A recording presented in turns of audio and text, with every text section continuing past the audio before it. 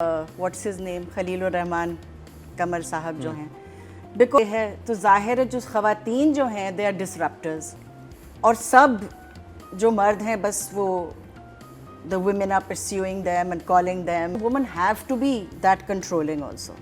कि वो, but she's not controlling, is she? She is calling him up and he's not picking up the phone. If I had a मंगेतर जिसने मेरे 6 दफ़ा मेरा phone नहीं उठाया है, I was not, I'm not somebody who's going to be want to then reach out to. आपको बताती हूँ कि उसमें मुझे जो interesting लगता है is कि character definition काफ़ी है, चाहे वो आपको पूरा समझ आए या ना आए, बट डेफिनेशन काफ़ी है। आपको पता है कि रहमती की फील किस तरह अप्रोच करेगा कोई चीज़, या आपको पता है कि ज़रनाब किस किस्म की लड़की है, ठीक है। तो मुझे जो कैरेक्टर्स डिफ़ाइन किए गए हैं I find them very interesting, मगर because it is what's his name Khalilur Rehman Qamar साहब जो हैं, बिकॉज उनका प्ले है तो जाहिर है जो ख़वातीन जो हैं they are disruptors and the status quo is the men, और सब जो मर्द हैं बस वो the women are pursuing them and calling them and that kind of thing. ये चीज़ बड़ी हो रही है। जाहिद की मैं बात कर रही हूँ, जाहिद का रोल नहीं, अगर जरनाब को देखें, जरनाब इज़ अ वन जो कि इतना स्ट्रॉन्ग फीमेल कैरेक्टर है कि उसने अपने मंगेतर को पूरा तब्दील करवा दिया। उसने कहा ये नहीं है, वो जितना वो अपने सूलों पे खड़ी है वो तो कैरेक्टर बड़ा अच्छा लिखा है उन्होंने। नहीं, but does a woman have to be that controlling also? कि वो, but she's not controlling, is she? असूल हैं उसके एथिक्स हैं, एथिकल है। Half the time she is calling him up and he's not picking up the phone. If I had a मंगेतर जिसने मेरे 6 दफ़ा मेरा फ़ोन नहीं उठाया है, I was not I'm not somebody who's going to be want to then reach out to him. But I think her reaching out, again I'm reading it like this, her reaching out to him is that, was he lying to me last when he said that my money trail was this? Or is he going back? Because she's constantly confused about him now. So her reaching out is for that, not because that she wants him to say. But बड़ी अच्छी बात है कि एक नया perspective मिल रहा है। देखिए, शी इज ऑडियंस, ये भी ड्रामा इन्होंने हिट और फ्लॉप कराना है। फीफी को ये कैसा लगा? बिल्कुल सही है, वो बताएं कि उनको क्या चीज लग रही है जो हमें ना लगे। We must not defend the characters and we must not defend the drama because this is Fifi's perspective. I feel कि the women are the two people who are chasing one man constantly. एक वो आती है, वो उसकी तब्दीली करा देती है, उसको बलूचिस्तान भेजना चाह रही है, दूसरी आती तो कहती है तुमने ये नहीं किया, मानी they are constantly and he is this person who is in caught between those two women. ठीक है, तो ये his I always forget, क्यों मैं भूल रही हूँ नाम उनका, खलील जो है वो उनके मेल कैरेक्टर्स ही likes to show them as के बेचारे वो फंस गए हैं दो औरतों की भी, and women are conniving, women are always after the men. तो ये मुझे his men and his women are very clearly defined. It's interesting, but at the same time it can be problematic. तो ये 2 एपिसोड पे आप कौन सा emoji दिखाना चाहेंगी? I think one thumbs. Khalilur Rahman commerce domain, ठीक है। डायलॉग वो he can write catchy dialogues, मगर जो एक स्टोरी होती है वो ज़रा घिसी पिटी बनती जाती है।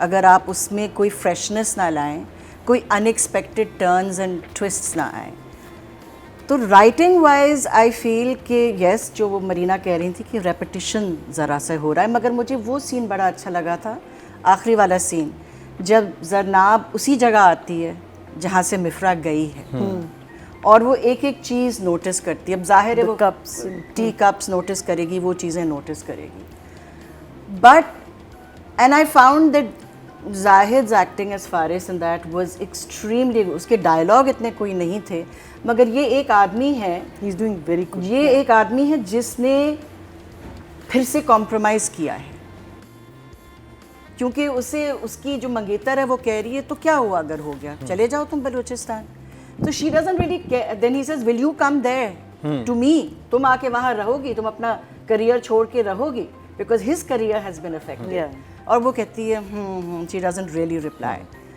तो वो I still found that very interesting कि वो अपना करियर नहीं छोड़ेगी, मगर वो शी इज़ फाइन कि उसका करियर बैक सीट पे चला गया है।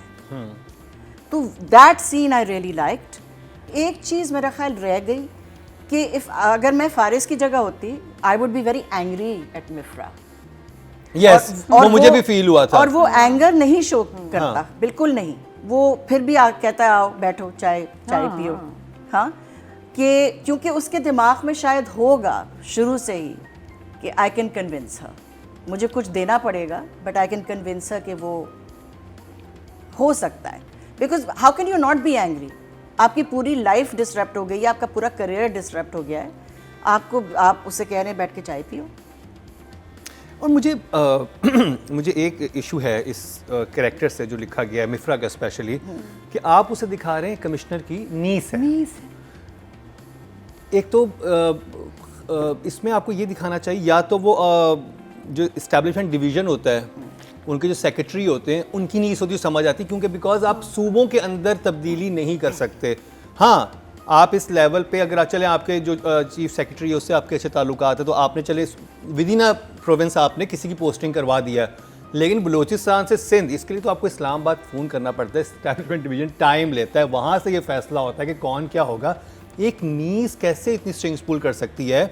ये तो हमारे प्रीवियस गवर्नमेंट में इतनी पोस्टिंग्स तो उन्होंने नहीं करवाई, जिनका नाम बहुत आता था पोस्टिंग में, मैं उनका नाम नहीं लूँगा, आप समझ गए होंगे। ये तो मिफ्रा तो उनसे भी आगे कोई चीज़ है जो कि यूँ कॉल करती है सुबह, मतलब आपने नोशकी से एक ऑफिसर बुला लिया, और जो उस पर एक्सक्यूज़ दिया गया था कि उन्हें, वो बहुत अजीब सी एक्सक्यूज़ था जो बनाया गया था कि वहाँ पे एक ईमानदार ऑफिसर चाहिए नोशकी में। वो तो सार्कास्टिक, उसने कहा मैं नहीं being sarcastic, नहीं, क्योंकि से 1 करोड़ रुपए वापस कर दिया था ना।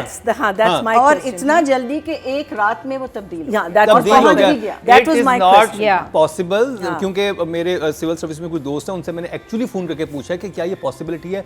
कहता है भाई ये ड्रामे में ही हो सकता है, रियलिटी में तो ऐसा कुछ नहीं हो सकता अनटिल लेस, और कहता है एक नीस लाइक यू नो, तो उसमें भी जाहिर बात है कि राइटर ने और आपको याद है वो रहमती वाला जो सीक्वेंस था विद द जो मिनिस्टर होता है या जो भी होता है, तो वो उसे कहता है कि you can't Mary this girl because उसकी मंगेतर है। तो उसका मतलब है कि ही वाज, उसकी कोई स्टैंडिंग है कि मिनिस्टर आपको वार्न कर रहा है कि हम चले जाएंगे मगर ये ब्यूरोक्रेट्स रहेंगे, और वो फिर इस तरह बदल देती है। तो ये लॉजिकल नहीं था। नंबर्स राइटर 6 तो क्या ड्रामा तो शूट हो चुका है, सारा शूट हो चुका है, शूट हो चुका है, तो शूट हो चुका है, तो हो चुका है, edit भी, हाँ of course you can always go back and re edit things. जब आप, ये भी एक डायरेक्टर का काम है कि अगर आप वो शूट हो चुका है, आप बाद में पीछे जाते हैं, आप देखते हैं कि कोई प्रॉब्लम्स हैं वगैरह, तो आपको इतना तो स्कोप हो, आप as a director you should have कि आप उसे री एडिट कर सकते हैं। मगर अगर वो नहीं कर सकते, वो नहीं कर सकते ना, वो ये इस इन राइटर के साथ ये प्रॉब्लम है कि आप उनकी चीज़ नहीं निकाल सकते, उनके जहन में ये है कि कहीं से नाजिल हुई ये चीज़, अब इसको नहीं छेड़ा जा सकता। अगर वो कर नहीं कुछ सकते तो अब इसमें हम क्या कह सकते हैं on that level that we can't negotiate. तो आई वुड स्टिल से कि हाइसम का काम is very good. I love it. The screen is lovely. The screen is different. The screen is lovely. और अगर किसी मैं ये कहूँगी कि किसी डायरेक्टर्स को इतनी ज़्यादा बंदिश नहीं होनी चाहिए कि आप कुछ भी नहीं कर सकते, और शायद अग्री भी नहीं करना चाहिए, बट क्योंकि the writer has had so many hits, तो वो डिमांड भी कर सकते हैं कि किसी ने nobody can play with this. I would still say that हाइसम has वो टेंशन उसने मेंटेन की, वो एक्टिंग करवाई, सबके कैरेक्टर्स बनाए, turns were very good. Acting हम थोड़ी सी वो कर सकते हैं criticism, but still it's still one of the better acted plays out of what we can see right now. आप उसी में कॉन्टेक्स्ट में देख सकते हैं ना कि बाकी क्या हाँ, है। उनमें तो बहुत बेहतर है, हाँ, तो उनमें तो खैर बहुत बेहतर है, एंड आई होप कि we get back on track next week. आप नंबर 4 हैं जी। I would give him 8